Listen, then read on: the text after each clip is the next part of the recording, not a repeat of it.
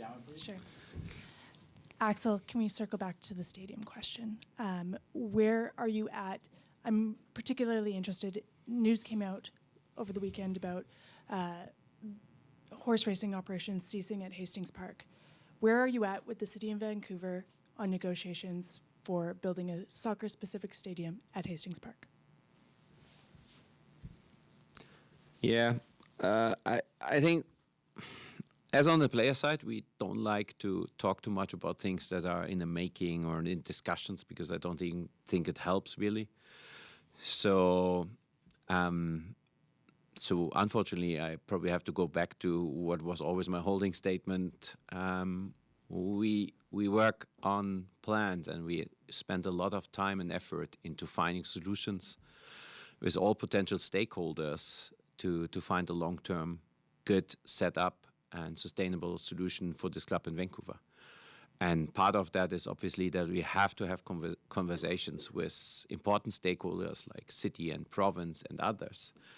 And then I don't think that we have announced anything, and I don't think something leaked in our organization because I can tell, and Nate knows, 99.9% of the employees in this club are not involved in this and we don't steal any of their time because we want to focus on making this club better and on and off the pitch.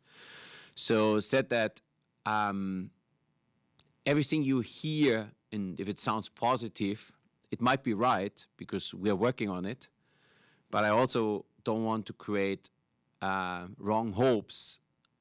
It's only one or little of many steps that we still have to go to get to the final solution.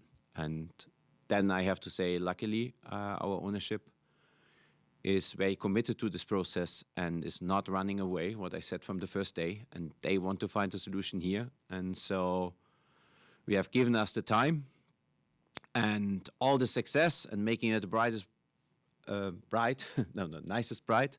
Brightest bride also works, I think. Helps probably to push a little bit of this, but we are still way at the beginning of a final solution.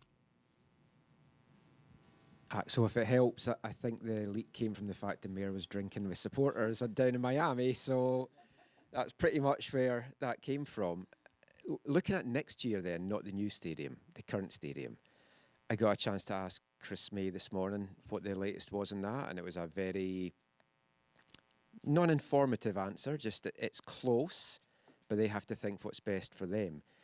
How close are you to signing a deal for next year or for the next couple of years with BC Place? Yeah, and thank you for this question because going back to Gemma's question before,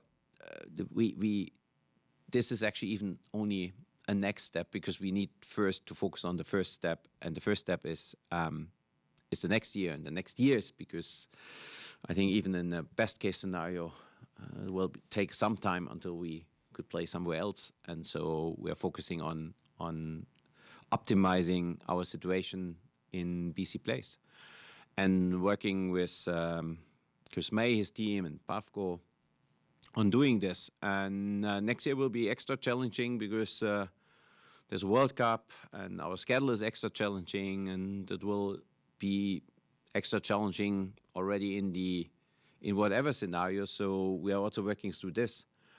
And I think we have made it very clear that we expect that we get a fair solution here. And our basis is fairness and what we see in other markets and what is actually an average deal in other similar setups. So we really hold here the line to say, look, we have to get at least to average while we are a top third team, top 10 team, top 7 team in a lot of metrics, top 2 team on the sporting side. So we want to get at least to average. And the basis of our conversation is this and not what we had for 15 years and what was negotiated 15 years ago. And I would say we are making progress. And I remain optimistic that we can find a solution. But if it is not a fair solution, then I think everyone who is listening to that and everyone who is reading what you are writing will understand how should that work in the long term if it is not fair. So and I think asking for the average is probably fair. So if you are a top 7, top 10 team in this league on metrics on match day. So that's where we are, and we are doing our work to come up with analytics on that and on providing the context to all of this. And if it takes another round, and if it takes another meeting, and it takes more information, then we will not be lazy, and we will not hold back that. We will continue to push and work on that and provide everything, and we will invest more hours into this, and because we need now to find a way better solution. Otherwise, it will be very hard. You touched on this a little bit earlier. What's the message to the fans who've gone on a bit of a roller coaster of emotions, so excited for this MLS Cup final, and then also this cloud hanging over the club about the future of the Vancouver Whitecaps in Vancouver? What would you say to them? Yeah, as I said, I think a couple of months ago, it is not wrong to be concerned, but then it's also not wrong to raise your concern and to get behind us, because I think we never went out with something unreasonable. We never went out with crazy messages. The way we build our team, the way we have built this club over years, is how we will continue to work. And if you believe we do the right thing, it's definitely not wrong to raise your voice and get behind the club and tell everyone how much this club matters to you, how much you believe in this club, and how important this club is. And then I think then we all together have a good chance to get a solution. Just curious to know, speak a little bit about the Whitecaps Foundation, because obviously with the watch parties, the net revenue from that, which would have been fairly significant for doing 2 watch parties, goes to that. Just speak a little bit to what the Whitecaps Foundation does and what you tend to support in the community with that. Yeah, I have to say thank you to our ownership, and everyone should, because they're Vancouver people, and they do this because they believe in the value that this club has for this city, this province, this country, and for this sport in this country. And no matter how difficult sometimes the conversations are, we are not changing. So we will continue to do this. And we will probably very soon announce a next thing we will do with our foundation, and we will do in this province for the better of underserved communities and this sport. And I think there's a huge value coming out of this. So I think we have been always vocal that we see that not as a MLS franchise, we see it as a community club. And we believe in that. We really believe in that. And that's a reason why I'm so okay with it to be the front face of this club and to speak for this, because that's what I believe in. I come from a country where clubs by design are community clubs, where clubs are society owned by the community. And this club is not operating any different than these clubs, even if you have an ownership. And that's the reason for that is because our ownership are so committed to this community. And in the first place, that was how they got engaged with it. Because and nothing makes them more happy to see 54,000 people coming to a game and celebrating and having joy coming to a game. And so I would say we prove this, and we will continue to prove that, and we will continue to do good things, and we will continue to support the communities, and we will continue to support this game. We will continue to offer platforms for kids to play. We have so many kids in our province, but also in other provinces, by the way, who are playing with our badge and get the first touch done with us. And so I think we have a lot of good arguments on our side. And for that reason, I remain optimistic, although I say it's not wrong to be concerned and to raise the concern. But in general, my message is also there should also be some optimism that this club means enough and has enough value to the city, province, and this country that we should find a solution.